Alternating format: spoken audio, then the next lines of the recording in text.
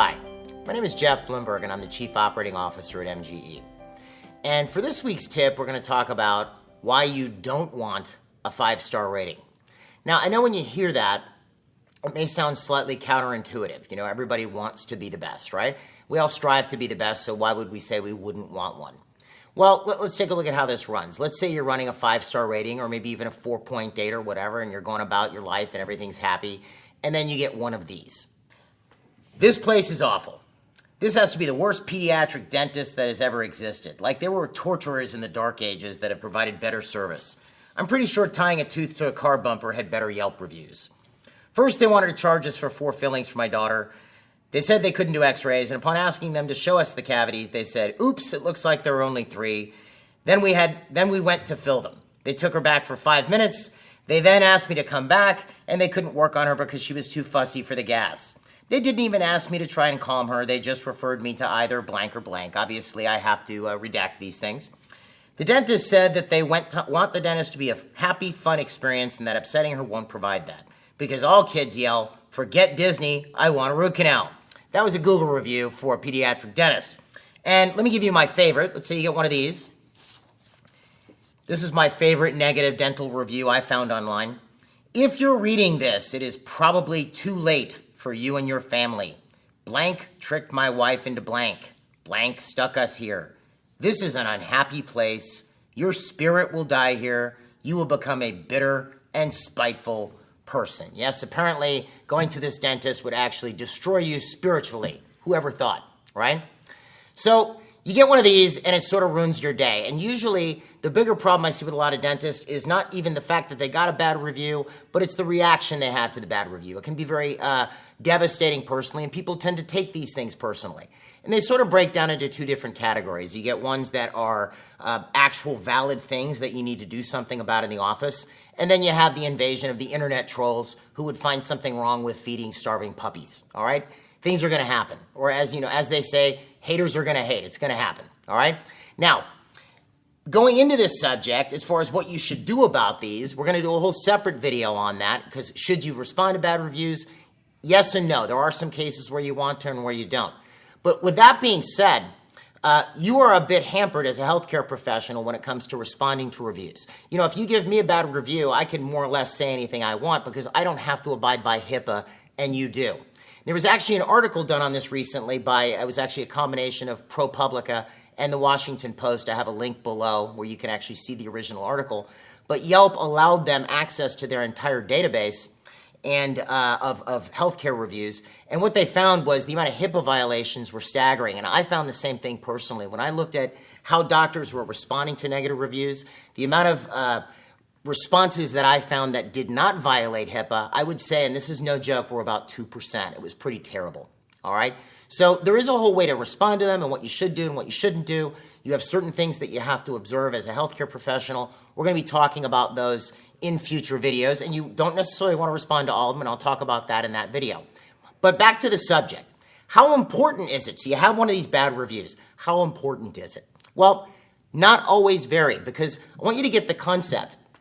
If you go to Amazon, you know, we all shop on Amazon now, and let's say you're buying a vitamin supplement, and it has 89 reviews, let's say, and it's a 5-star overall rating. What's the first thought that goes through your head? If you're like the majority of the public, if you see a 5-star rating with that many reviews, is you think it's fake, all right? And this is validated by an article from TechCrunch. I'm gonna read you this. This article is by a fellow named Tom Collinger from TechCrunch on January 3rd, 2016. Here's the key point. Here it's up on your screen. It says, in fact, product purchases were most influenced by reviews with an average star rating between 4.2 and 4.5, according to research from GetApp. Products with 5-star ratings were less influenced, likely due to today's skeptical customers. Too good to be true sensibilities. Having a few less than perfect reviews decreases a product's average star rating, but grows the business more. Interesting, isn't it? 4.2 to 4.5. So you don't necessarily want this 5-star review, or you might come across as fake. Now, usually the problem with reviews is not that you don't have a 5-star rating. Also, it's that usually it's either A, there's not enough, all right, you have 2 reviews, 3 reviews, whatever, you want more, or your rating starts to dip below that 4.2 level. You're into the 3.8 or 3.5. And just to give you a few real-life examples of this, if you look at businesses in the world that are considered the best of the best, it's sort of hard to rate them, but one area where you can pretty well rate them is the subject of restaurants, or the business of restaurants. So you've probably heard of the concept of a Michelin-starred restaurant, all right? Well, you can get 1 Michelin star, 2 Michelin star, 3 Michelin stars where you max out. There are very few restaurants on the planet that have 3 Michelin stars. For that matter, in the United States, there are 14 that have 3 Michelin stars. So just as an example, because that's considered the best of the best, right? Let's pick 3 of them. I picked 3. 2 are in New York City, 1 is in California. The first one is called 11 Madison Park. And by the way, 11 Madison Park was called the best restaurant on the planet this year by Eater Magazine. I have a link for that below. You can look below this video. We have the restaurant Le Bernardin, which is in New York City as well. We have another restaurant called the French Laundry, you've probably heard of, which is in Napa in California. All right, and for that matter, the owner of the French Laundry also has another 3-starred Michelin restaurant in New York called Per Se. So what's the rating like for these folks? Let's have a look at Yelp.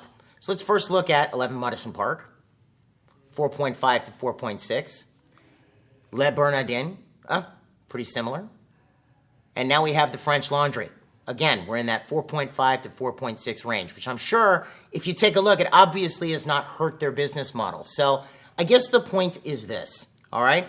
Obviously, we want to be known as the best, but it actually makes you a bit more real to people because we don't concede that anybody is perfect when you have some people who leave you a bad review from time to time. And again, some bad reviews could indicate a flaw in your business model where you need to do something about it. You might see a string of bad reviews where people are waiting too long, and we're going to talk about what to do about that in another video. Or like I said, sometimes it's the invasion of the trolls. It's just going to happen. No matter what you do, you're going to have somebody who complains about it. So I guess the bottom line is this: don't freak out. Don't get upset. It's part of business, and really the handling is to get more good reviews. Now that being said, let's say you have 30 reviews, because I've run into people like this, and they have a 5-star rating. I've been asked, should I leave myself a bad review? No. Keep going forward. Eventually somebody will, but please don't take it super personally. All right, it happens. And again, we're going to talk about in future weeks, we're going to do a video specifically on what you should be doing about bad reviews, marrying up the concepts of how to respond with the concepts of sticking within HIPAA, and you'll see that in a few weeks. Now, how to handle, if you want to learn more now, you can attend our new patient workshop where there's a link below where we actually talk about how to address bad reviews. We also spend a lot of time on this at the MGE Internet Marketing Seminar, which I've also put a link for you below. Otherwise, I hope this helps. If you enjoyed this tip of the week, please click the subscribe button. You'll be notified when they come out. And if you have any questions about MGE, you can call us at 800-640-1140 or find us online at www.mgeonline.com. Thank you very much.